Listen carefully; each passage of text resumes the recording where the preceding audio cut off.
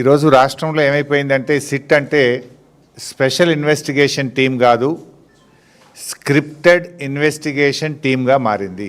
Scripted investigation టీమ్గా మారింది. ఎందుకంటున్న మాట అంటే పొద్దున్నుంచి నేను కూర్చొని ఇక్కడనే పార్టీ కార్యాలయంలో కూర్చొని చూస్తూ ఉన్నా. మీడియాకు కొన్ని లీకులు వరుసగా మీకు కొన్ని లీకులు ఇస్తూ ఉన్నారు. ఎవరు ఇస్తున్నారు? What is the authenticity of the leak? దురదృష్టం ఏంటంటే మీడియాలో కూడా ఆ లీకులను బ్రేకింగులు పెట్టి, ప్లేట్ బ్రేకింగ్ పెట్టి నిజంగానే జరుగుతున్నట్టుగా మీడియాలో ప్రసారం జరుగుతూ ఉంది. అక్కడ వాస్తవ పరిస్థితులు వేరు, ఇస్తున్న లీకులు వేరు. మొన్న నా విషయంలో కూడా అదే జరిగింది. సరే, నేను లోపల ఉన్న కనుక నాకు తెలియదు. రాత్రి ఇంటికి వెళ్ళిన తర్వాత టీవీ చూస్తూ ఉంటే ఉదయం నుంచి నడిచినటువంటి లీకులు అక్కడ లోపల జరిగింది వేరు, మొత్తం లీకులన్నీ కూడా వేరు. వాస్తవానికి భిన్నంగా, వాస్తవానికి విరుద్ధంగా ఇలా లీకులు చేస్తూ ఉన్నారు. అంటే ఒక రకంగా ఇది రాజ్యాంగం మీద దాడి, వ్యక్తిత్వ హననానికి పాల్పడడం. రేపొద్దున బీఆర్ఎస్ ప్రభుత్వం వస్తుంది. ఈ లీకులన్నీ తప్పని తేలితే దానికి ఎవరు బాధ్యత వహించాలి? ఆ లీకులు చేసిన వాళ్ళ పరిస్థితి ఏంది? వాళ్ళు కూడా ఆలోచించుకోవాలి కదా. ఇలా మీడియాను తప్పుదో పట్టిస్తూ ఉన్నారు లీకులు ఇచ్చి. నేను మీడియాను కూడా దయచేసి నేను ప్రార్థిస్తూ ఉన్నా, ఈ లీకులకు అథెంటిసిటీ ఏంటి? ఆ లీకులను ఏ రకంగా మీరు యథావిధంగా ప్రసారం చేస్తున్నారు? దయచేసి ఒక్కసారి వాటిని క్రాస్ చెక్ చేసుకోవాలని నేను కోరుతా ఉన్నా. నేను పోయొచ్చిన తర్వాత కూడా మీడియాలో చాలా వచ్చినాయి ఆ రోజు, నెక్స్ట్ డే పత్రికల్లో కూడా. అందులో 90% సత్యదూరమైందే. మాకేందంటే మీడియాతో బాగుండడం అలవాటు. డిఫమేషన్ వేయాలి, వేస్తే ఎవరు మీద వేయాలి? ఆ లీకులు ఇచ్చినోడేమో తెలియదా, పత్రికనేమో ముంగట కనబడుతుంది. We don't want that. We want to have a fair relation.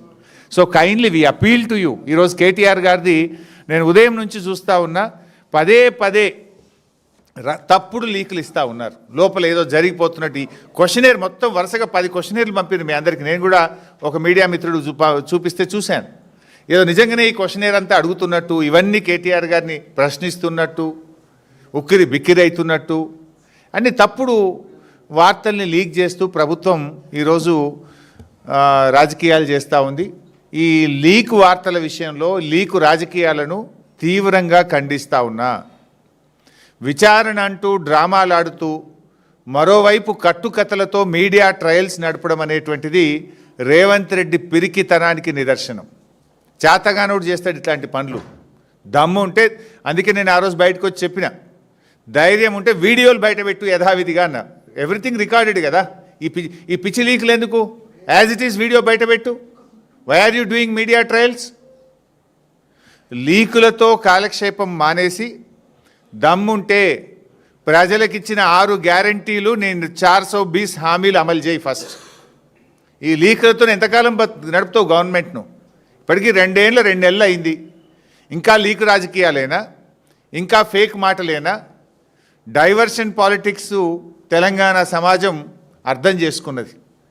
నువ్వు చేతగాక, ప్రజలకిచ్చిన హామీలు అమలు చేయక ఈ డైవర్షన్ పాలిటిక్స్తో ఆడుతూ ఉన్నావు.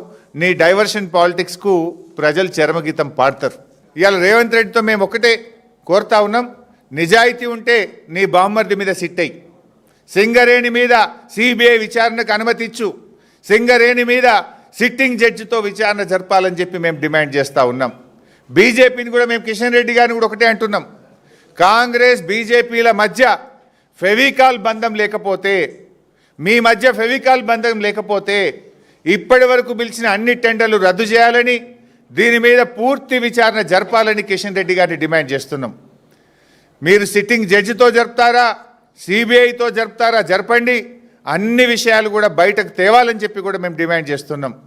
రేవంత్ రెడ్డి గారు, మా కేటీఆర్ కానీ నాకు కానీ మా బీఆర్ఎస్ నాయకులకు నువ్వు ఎన్ని నోటీసులు ఇచ్చినా, మా మీద ఎన్ని కేసులు పెట్టినా మేం భయపడం.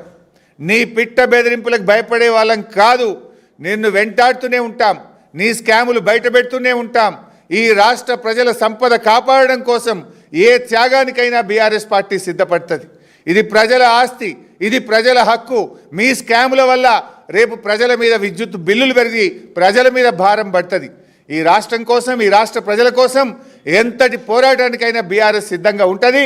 నీ సిట్లు, నీ లట్లు, పొట్లు, నీ చిల్లర రాజకీయాలకు మేము భయపడే వాళ్ళం కాదు. ఇవాళ కేటీఆర్ గారిని కూడా అనవసరంగా మీ యొక్క స్కాములు బయట పెడుతున్నారని, ఇండస్ట్రియల్ స్కామ్ బయట పెట్టారనో ఇంకొక స్కామ్ బయట పెట్టారనే ఇలా వారికి నోటీసులు ఇచ్చారు.